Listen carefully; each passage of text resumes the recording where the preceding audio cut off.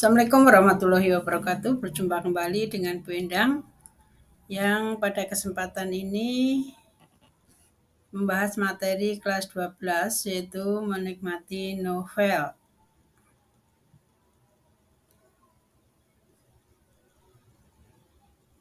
Di layar ini ada beberapa novel.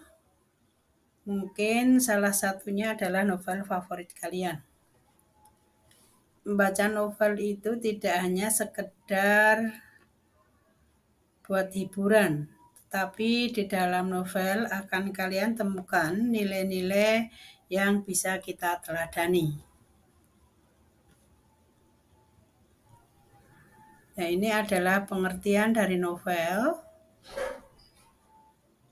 Adalah karangan prosa yang panjang, mengandung rangkaian cerita kehidupan seseorang dengan orang di sekelilingnya, dengan menonjolkan watak dan sifat pelaku.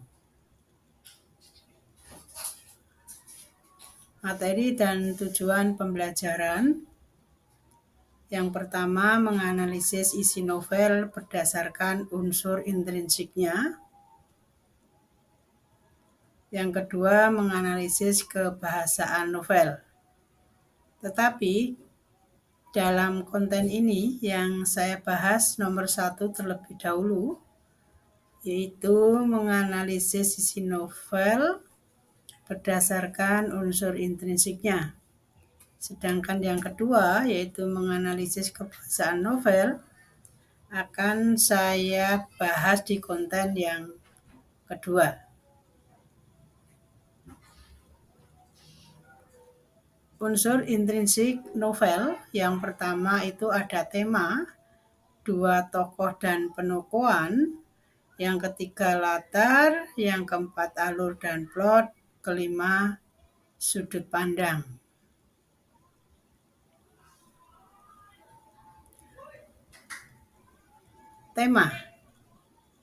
Tema itu adalah pokok permasalahan yang ada dalam suatu cerita dalam sebuah karangan novel yang sudah dibuat para pengarangnya.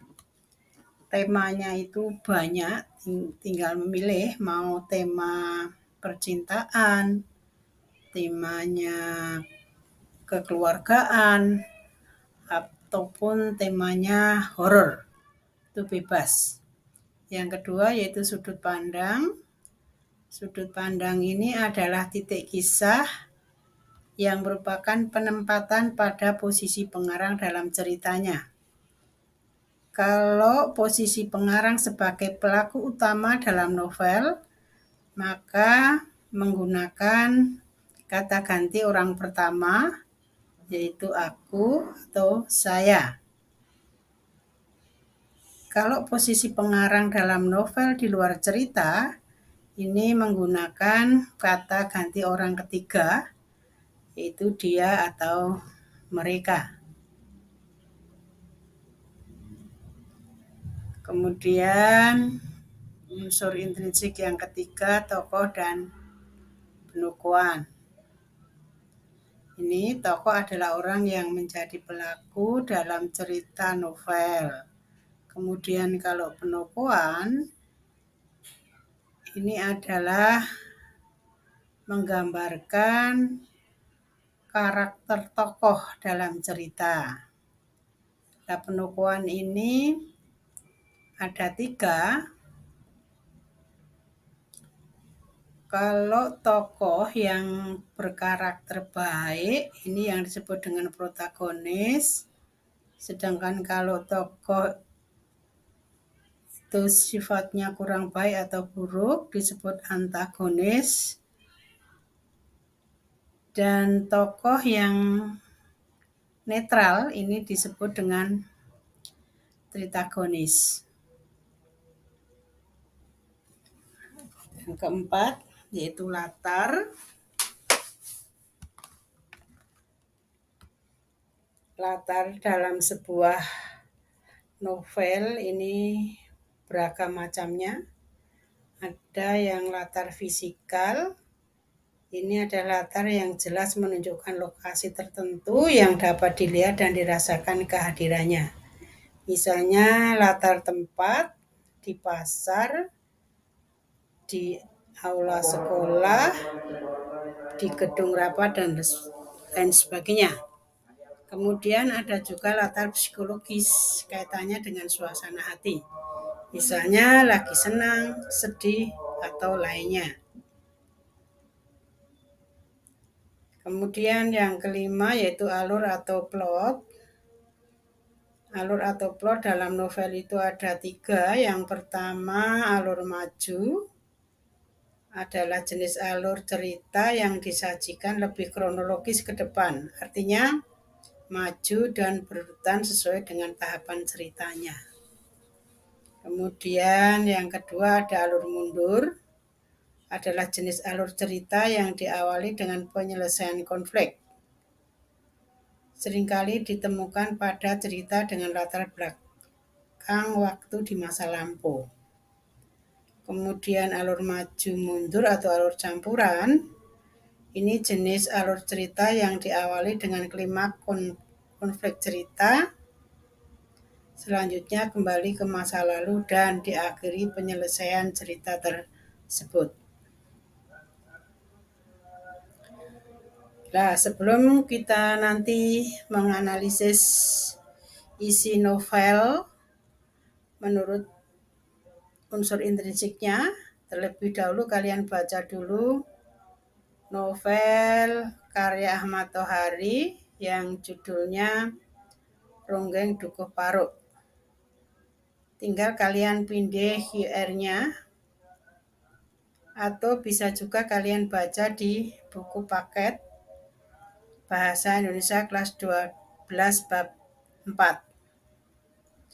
Kalau kalian sudah baca novel yang berjudul Ronggeng Dukuh Paruk, nanti pembahasan berikutnya akan lebih mudah, karena yang saya identifikasi nanti adalah Ronggeng Dukuh Paruk dari segi intrinsik yang dari awal sudah kita bahas tadi.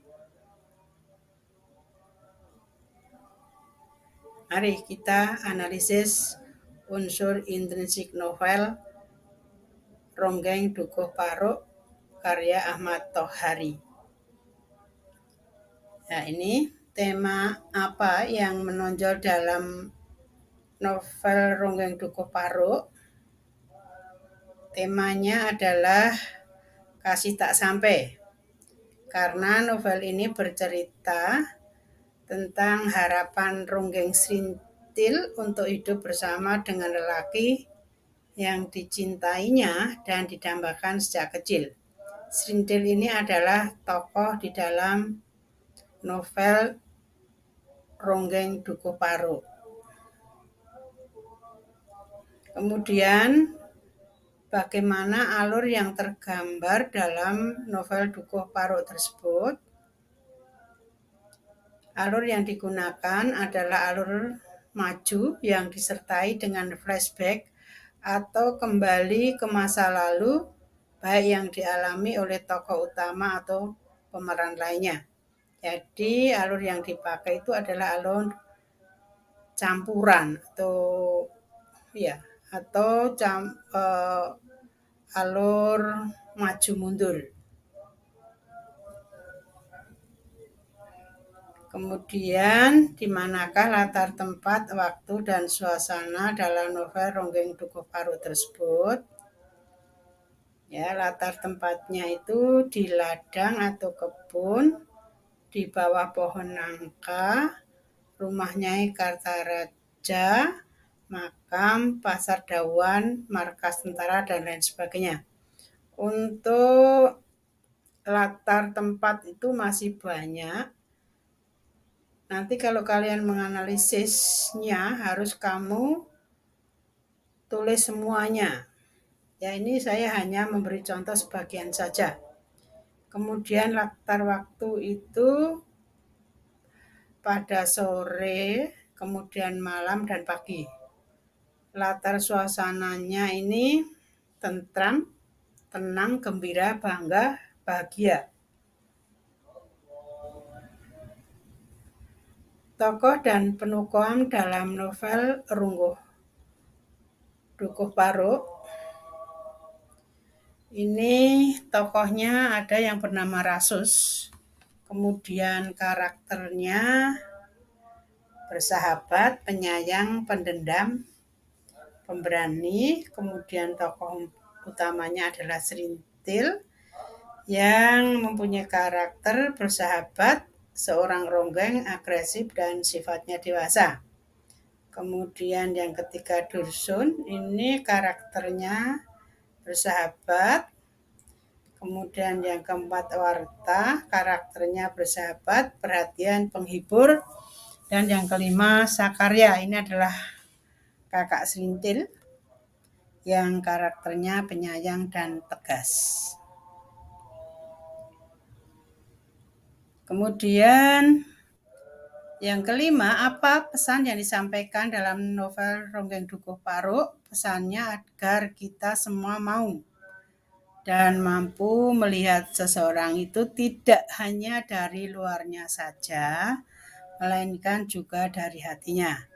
Dan agar kita mau berpikir mengenai tragedi-tragedi kemanusiaan yang terjadi di sekeliling kita. Itu tadi pembahasan saya mengenai analisis isi novel berdasarkan unsur intrinsiknya. Yang saya analisis tadi adalah novel Ronggeng Dukuh Paruk. Sedangkan untuk kebahasaan yang digunakan di dalam novel akan saya bahas pada konten berikutnya. Terus ikuti konten-konten saya ya. Terima kasih. Wassalamualaikum warahmatullahi wabarakatuh.